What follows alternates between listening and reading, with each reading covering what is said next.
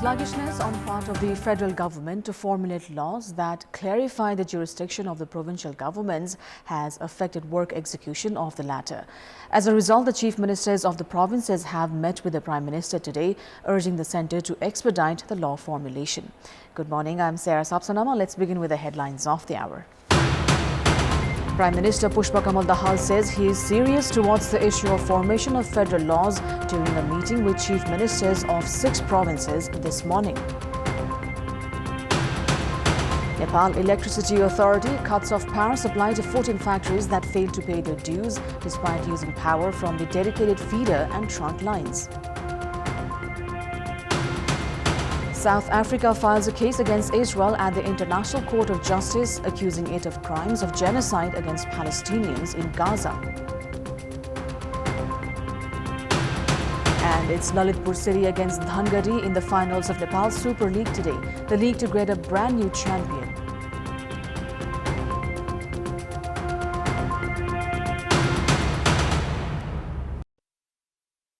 Pushpa Kamal Dahal has said he is serious towards the issue of formation of federal laws as he met with chief ministers of 6 provinces this morning in his official residence in Baluatar.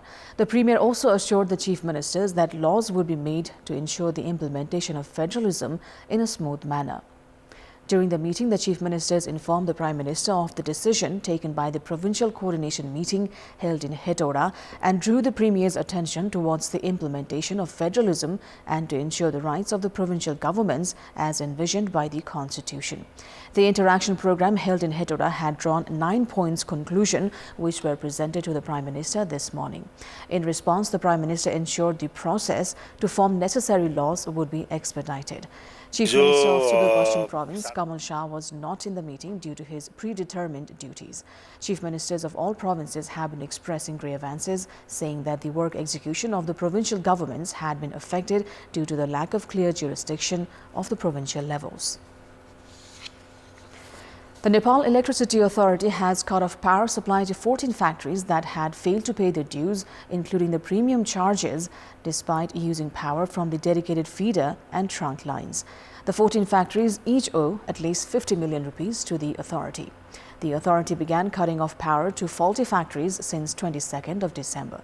In the first round, the authority cut off power of factories that owed over 1 billion rupees and then did the same to 5 more factories. The number now has reached 23. In the latest round yesterday, the authority cut off power supply to Baba Jute Mill, Nigali Cement, Triveni Synthetic Yarn Industries, Himal Iron and Steel, Jagadamba Enterprises, Hama Iron and Everest Paper Mill, Cosmos Cement, Shubhasri Agni Cement, Jagadamba Synthetic, Gharana Foods, Siddhartha Petplast, Butwal Cement and Narayani Ispat. The Katmandu District Court has convicted cricketer Sandeep Lamichhane of rape. A single bench of the District Court Judge C.C. Raj Dhakal, after hearing arguments from both the victim and the defendant's side, concluded that Lamichhane was guilty of the alleged crime. The next hearing, scheduled for 10th of January, coming month, will determine the jail term for Lamichhane. However, the court has concluded that the victim was not a minor based on her birth certificate and other documents. Based on the documents, she was born on 2nd of July 2004. The court, however, concluded that Sandeep Lamichhane had taken advantage of the victim's poor financial state and had raped her. Lamichhane now faces 7 to 10 years of jail term based on existing laws. During the hearing yesterday, the victim, who is also known as Gaushala 26, had presented her arguments. On September 6, 2022, the victim had filed a complaint at the Gaushala police saying she had been raped by the cricketer. Lamichhane at that time was in Jamaica to play in the Caribbean Premier League. He returned to the country on 6th of October that year and was arrested upon arrival from the Trivandrum International Airport. The case against Lamichhane was filed at the District Court Katmandu on 1st of November and Lamichhane was sent to judicial custody. On January 2nd this year, the Patan High Court had granted his bail against 2 million rupees with a condition for him to remain in the country. Lamichhane and the Office of the Attorney General then went to the Supreme Court against the High Court's decision. A joint bench of Justice Sapana Pradhan Malla and Kumar Chudal then allowed Lamichhane to travel abroad to play professional cricket, saying that he was a national team player. The Katmandu District Court had been looking after the case since 1st of November 2022. Most of the judges who looked after the case had rescheduled the hearing for 4 times, demanding for documents related to victims' birth certificate. Judge Raju Kumar Khatiwada had even asked for the victim's mother's birth certificate. 2 youths died after the police used force during the protest by youths demanding for participation in language tests for employment in South Korea. Around 2,000 youths had gathered at Lalitpur's Balkumari in front of the office of the EPS yesterday afternoon. The agitated youths had vandalized public vehicles, resulting in police action. The protesters also torched a vehicle belonging to Minister for Physical Infrastructure and Transport Management, Prakash Jwala, following which the police fired the shots. Injured Birender Shah was from Doti and was taken to Patan Hospital, where he breathed his last. The 22-year-old youth was shot in his navel and right knee. Another youth of 23 years of age, Susan Raut, was also injured during the protest and died while receiving treatment. Raut's body has bruises and the reason behind his death is yet unclear. The police suspect he bumped somewhere while trying to escape the scuffle, resulting in his death. Meanwhile, the Ministry of Home Affairs has formed a 3-member committee to probe into the matter. The police had fired 18 rounds of bullets during the protest and has arrested around 73. Protests were staged in a few other places in the capital after the incident. The probe committee has been directed to submit a report within a week. Foreign employment has been a main attraction among Nepali youths in recent decades. Every year, more than 600,000 youths leave the country seeking for job opportunities abroad.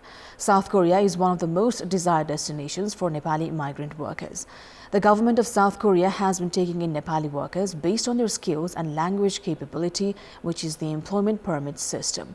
The program that has been in operation since 15 years has caught controversy this week. The South Korean government has been employing workers from 15 different countries since 15 years, majority of them being from Nepal. So far, 110,000 Nepali youths have been employed by South Korea, of which 50,000 are currently working in the country. Nepalese are engaged in the agriculture and industrial sectors, and this year the government of Korea had announced of taking in workers for shipbuilding, which caught controversy. On August this year, South Korea had called for applications for the shipbuilding jobs. 32,000 had applied for the 4,000 job quota and 28,000 failed the tests. Those who failed had demanded for the government to allow them to apply for other sectors, which the Department of Foreign Employment failed to address, resulting in protests by the youths. A few youths had knocked on the court's door before this, who were allowed to participate in the tests. However, the remaining were still deprived of the opportunity.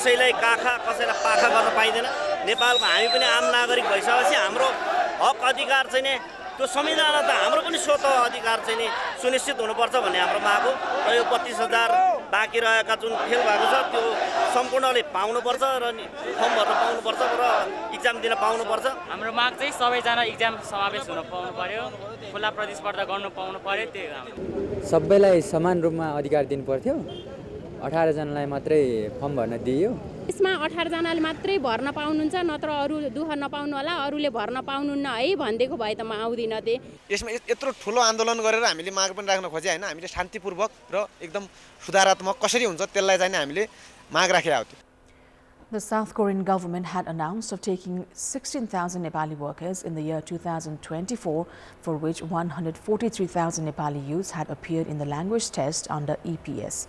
According to Ministry of Labour and Employment, there are around 1.6 million youths that are unemployed in the country. The country produces over 500,000 labour force every year, and the recent incident has shown how the government has failed at generating employment opportunities for the labour force.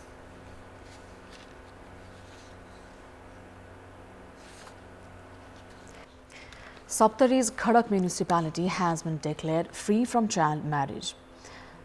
The announcement was made by the Education and Culture Minister of Madhya Province, Mahesh Yadav. The minister said the practice of child marriage had been eradicated from the municipality with the efforts of local organizations. Of the 475 marriages in the past 1 year, 142 were child marriage. However, all 11 wards of the municipality have expressed commitment against the practice.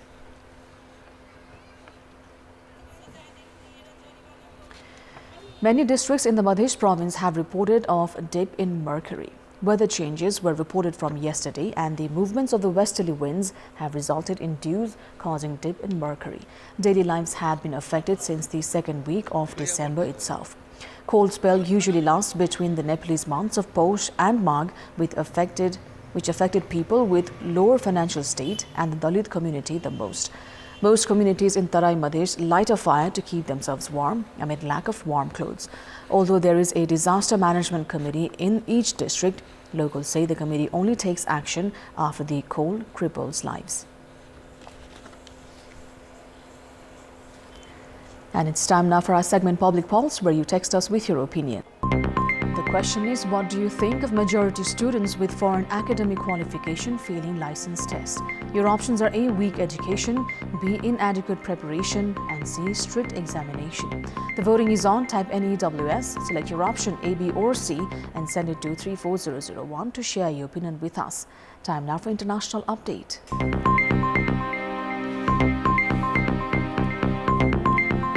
South Africa has filed a case against Israel at the International Court of Justice (ICJ), accusing it of crimes of genocide against Palestinians in Gaza after nearly 3 months of relentless Israeli bombardment that has killed more than 21,500 people and caused widespread destruction in the besieged enclave. In an application to the court, South Africa described Israel's actions in Gaza as genocidal in character because they are intended to bring about the destruction of a substantial part of the Palestinian national, racial and ethnical group. The application said the acts in question include killing Palestinians in Gaza, causing them serious bodily and mental harm, and inflicting on them conditions of life calculated to bring about their physical destruction. The ICJ, also called the World Court, is a UN civil court that adjudicates disputes between the countries. It is distinct from the International Criminal Court (ICC), which prosecutes individuals for war crimes. South African President Cyril Ramaphosa has compared Israel's policies in Gaza and the occupied West Bank with his country's past apartheid regime of racial segregation imposed by the white minority rule that ended in 1994. Several human rights organizations have also said that Israeli policies towards Palestinians amount to apartheid. South Africa said Israel's conduct, particularly since the war began on October 7, violates the UN's Genocide Convention and called for an expedited hearing. Israel has rejected South Africa's move as baseless, calling it blood libel. According to Article 2 of the Genocide Convention, genocide involves acts committed with the intent to destroy, either in whole or in part, a national, ethnic, racial or religious group. At least 21,507 people have been killed and 55,915 injured in Israeli attacks since October 7. The death toll from Hamas's attack on Israel stands at 1,139. Israeli Defense Minister Yoav Gallant, visiting an air base in Haifa, pledged to continue intensive actions in Gaza until all goals are achieved. Israel is closing the year with new assaults in central and southern Gaza, unleashing a fresh exodus of people already driven from other areas in what Gallant called an essential stage of its mission to destroy Hamas. 12 weeks after Hamas militants stormed Israeli towns, killing less than 1,200 people and seizing 240 hostages, Israeli forces have laid much of the Gaza Strip to waste. Nearly all of its 2.3 million people have been driven from their homes at least once, and many are now fleeing for the third or fourth time. Gaza health authorities say 187 more Palestinians were confirmed killed in Israeli strikes in the past 24 hours, raising the toll to 21,507, about 1% of Gaza's population, with thousands more bodies feared unrecovered in the ruins.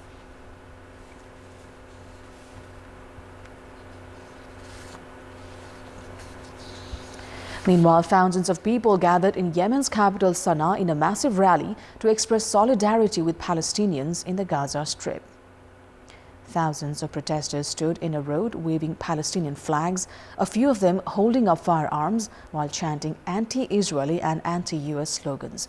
The rally also aimed to demonstrate support for the Houthis' attacks against ships in the Red Sea.